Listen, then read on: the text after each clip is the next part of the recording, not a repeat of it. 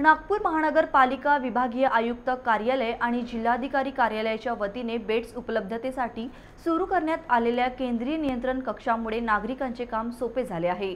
फक्त रुग्णालयांनी त्यांच्याकडे उपलब्ध बेड्सची माहिती वेळच्या वेळी अद्ययावत केल्यास गरजू रुग्णांना तातडीने उपचार मिळण्यास मदत होईल, असे आवाहन महापौर दयाशंकर तिवारी यांनी केले। महापौर तिवारी यांनी मनपा मुख्यालयातील केंद्रीय नियंत्रण कक्षाला भेट देऊन तेथून नागरिकांना मिळत असलेल्या सेवेचा आढावा घेतला। यावेळी त्यांच्यासोबत मनपाचे वैद्यकीय आरोग्य अधिकारी डॉक्टर संजय चिलकर, अतिरिक्त वैद्यकीय आरोग्य अधिकारी डॉक्टर विजय जोशी, स्वयंसेवी संस्थेच्या निर्जा पठानिया उपस्थित होत्या। त्यांनी महापौरांना संपूर्ण व्यवस्थेची माहिती दिली। नागपुर महानगरपालिका जिलाधिकारी कार्यालय और नागपुर कमिश्नरेट के सौजन्य से तीनों के तत्वावधान में संचालित कोविड के बारे में जानकारी के लिए जो सेंटर यहाँ पर सेंट्रलाइज सेंटर की व्यवस्था की गई है, उसका आज निरीक्षण किया। निरीक्षण में सभी टीम बहुत अच्छे से कार्य कर रही है। रोटरी क्लब का सहयोग और एक B4 ग्रुप का सहयोग इसमें विशेष रूप से लिया जा रहा है। सभी लोग तन्मयता के साथ में काम कर रहे हैं और सिस्टम के अनुरूप पेशेंट का फ़ोन आने के बाद उसे जल्द से जल्द उसकी इच्छा के अनुरूप बेड की जानकारी देने की व्यवस्था इस सेंटर के माध्यम से की गई है। एक OTP जनरेट होकर पेशेंट को दिया जाता है और संबंधित हॉस्पिटल को भेजा जाता है। उस OTP के आधार पर पेशेंट भर्ती हो जाता है।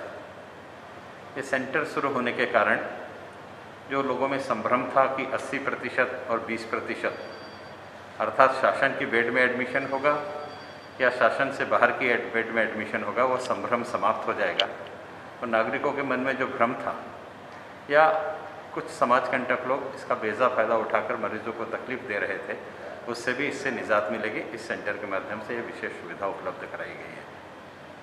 कुछ सूचनाएँ मैंने डॉक्टर चिलकर जी हैं, इन्हें दी है आज। उसमें विशेष सूचना यह है कि अभी भी हमारे सिस्टम में हम जो जानकारी देते हैं वो जानकारी देने का अधिकार संबंधित हॉस्पिटल को है। कल अतिरिक्त आयुक्त जलज शर्मा जी का एक वक्तव्य आया। वो वक्तव्य सही भी है कि नागपुर शहर में अभी 996 वेंटिलेटर है, लेकिन हमारी साइट पर अभी भी केवल 27 वेंटिलेटर ही वैकेंट दिखाए जा रहे हैं। आज के इस सुधरे हुए वातावरण में भी अगर यह स्थिति है तो यह कहना उचित नहीं है कि हम खतरे से बाहर हैं। कारण 996 वेंटिलेटर में से केवल 27 रिक्त है, बाकी पूरे के पूरे इंगेज है। इसका मतलब पेशेंट की स्थितियां अभी भी खराब हो रही है और अगर ऐसा नहीं है तो सूचनाएं गलत दी जा रही है।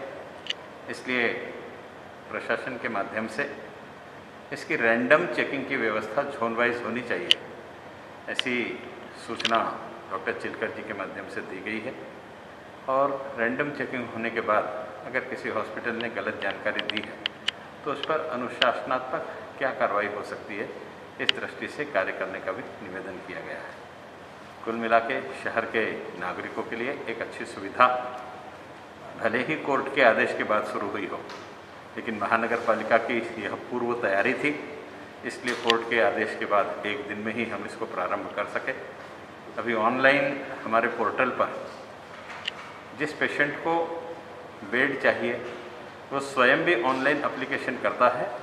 वो एप्लीकेशन हमारे यहाँ रिफ्लेक्ट होती है और उस पर भी तुरंत निर्णय लेकर के उसे सूचना दी जाती है। यह व्यवस्था भी उपलब्ध कराई गई है। मैं निवेदन करूँगा कि नागरिक इन दोनों सुविधाओं का लाभ अवश्य लें। धन्यवाद। दीपक जांभूडकर, कृषी समृद्धी, नागपूर।